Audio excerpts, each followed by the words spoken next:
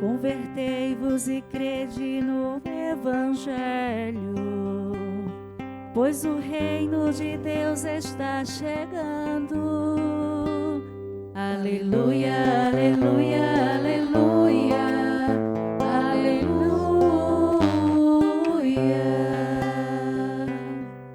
O Senhor esteja convosco.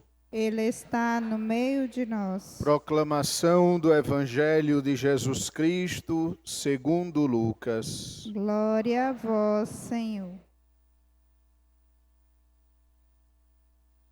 Naquele tempo, o Senhor escolheu outros 72 discípulos e o enviou 2 a 2 na sua frente a toda a cidade e lugar onde ele próprio devia ir. E dizia-lhes: a messe é grande, mas os trabalhadores são poucos. Por isso pedi ao dono da messe que mande trabalhadores para a sua colheita. Eis que vos envio como cordeiros para o meio de lobos. Não leveis bolsa, nem sacola, nem sandálias, e não cumprimenteis ninguém pelo caminho. Em qualquer casa em que entrardes, dizei primeiro: a paz esteja nesta casa. Se ali morar um amigo da paz, a vossa paz repousará sobre ele. Se não, ela voltará para vós. Permanecei naquela mesma casa, comei e bebei do que tiverem, porque o trabalhador merece o seu salário. Não passeis de casa em casa. Quando entrardes numa cidade e fordes bem recebidos, comei do que vos servirem. Curai os doentes que nela houver e dizei ao povo: o reino de Deus está próximo de vós. Mas quando entrardes numa cidade e não fordes bem recebidos, saindo pelas ruas dizei: até a poeira de vossos pés, de vossa cidade, que se apegou aos nossos pés, sacudimos contra vós. No entanto, sabei que o reino de Deus está próximo. Eu vos digo que naquele dia, Sodoma será tratada com menos rigor do que essa cidade. Palavra da salvação. Glória a vós, Senhor. Amados irmãos, queridas irmãs, queremos acolher neste momento os nossos irmãos que celebram a partida dos seus entes queridos, de modo particular os familiares de Nádia Maria Dantas Moreira, 7º dia, Roberto Almeida. Hoje é o 9º dia de sua morte, mas nós estamos celebrando juntos o 7º dia do seu falecimento também. Julita Vieira Santos, 1 ano de falecimento. Walter Ferreira da Silva, 30º dia. E de tantos outros irmãos nossos, pelos quais celebramos o santo sacrifício da missa, para que eles encontrem em Deus o perdão, a paz, a misericórdia, e para que os seus familiares encontrem a tranquilidade em seu coração, porque com esta Santa Missa entregam nas mãos de Deus aquele que Deus colocou no caminho deles. Hoje nós estamos celebrando os primeiros mártires do Brasil, protomártires. A palavra proto significa em grego primeiro. Mártir significa testemunha, ou seja, foram os primeiros que, derramando sangue, testemunharam Jesus Cristo. Por isso nós celebramos sempre os mártires com as vestes vermelhas, para nos lembrarmos que o testemunho deles não foi simplesmente mudar alguma coisa na vida deles, não foi vestir uma roupa diferente, mas o testemunho deles foi ao ponto de derramarem o próprio sangue por Jesus.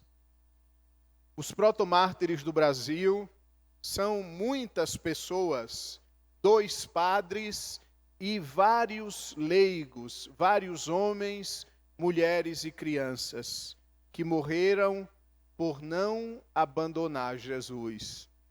Brevemente, eu gostaria de compartilhar com vocês a história. O ano era 1645. Naquela época, o Brasil era dominado, sobretudo a parte do Nordeste, a parte mais litorânea do Nordeste, era dominado pelos holandeses. E os holandeses eram calvinistas. E naquela época eles nutriam ódio para com os católicos. Onde eles encontravam os católicos, eles faziam de tudo para prender, para matar. Então, na região do Rio Grande do Norte, em duas localidades chamadas Cunhaú e Uruaçu, ali um homem que era um tipo de governante em nome da Holanda, este homem colocou um aviso: no próximo domingo todos devem ir à igreja e lá eu vou dar um aviso a vocês. Chegou o domingo, estavam participando da Santa Missa, e quando estava para acabar a Santa Missa, esse homem, que agora eu não lembro o nome, ele fechou todas as portas da igreja, subiu ao altar e disse: muito bem, eu proponho a vocês 2 coisas. A vida, quem renunciar à fé católica, pode sair por essa porta e seja feliz. Ou então a morte, quem não renunciar à fé católica.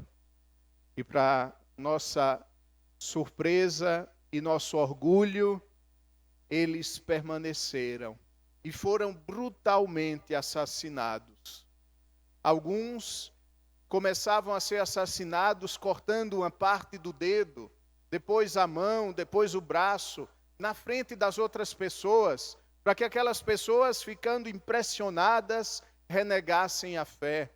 O sacerdote Mateus Moreira, ele teve o coração arrancado pelas costas, e antes de morrer, a sua frase foi: louvado seja o Santíssimo Sacramento.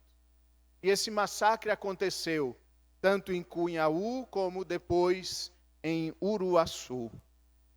E por isso eles são os primeiros mártires do Brasil, os primeiros que regaram a semente do Evangelho com o sangue. E por isso que a semente do Evangelho no Brasil brotou tanto.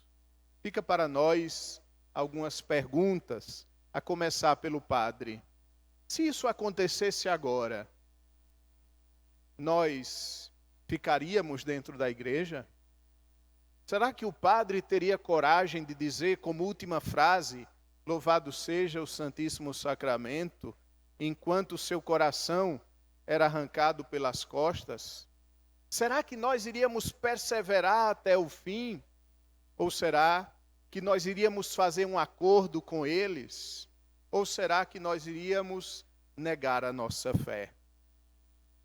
Essa resposta, ela não precisa ser dada, mas ela precisa se transformar em oração.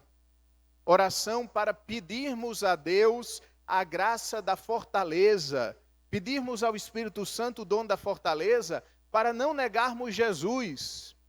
Talvez nunca nós estaremos nessas condições que estes nossos irmãos tiveram. Porém, tantas outras condições, nós temos que escolher por Jesus e renunciar o mundo, nas coisas pequenas do dia a dia. Quando eu não furo uma fila no banco, eu estou demonstrando a minha fé de cristão. Quando eu respeito o meu irmão, apesar da sua diferença, apesar de pensar de modo diferente de mim, eu estou sendo cristão. Quando eu não tenho vergonha de colocar um pensamento cristão nas minhas redes sociais, quando eu não tenho vergonha de participar da Eucaristia, eu estou também sendo mártir. Não mártir pelo sangue, mas mártir pela vida, mas mártir pela boa vontade, mas o martírio que nós chamamos o martírio branco. O martírio vermelho é o martírio do sangue.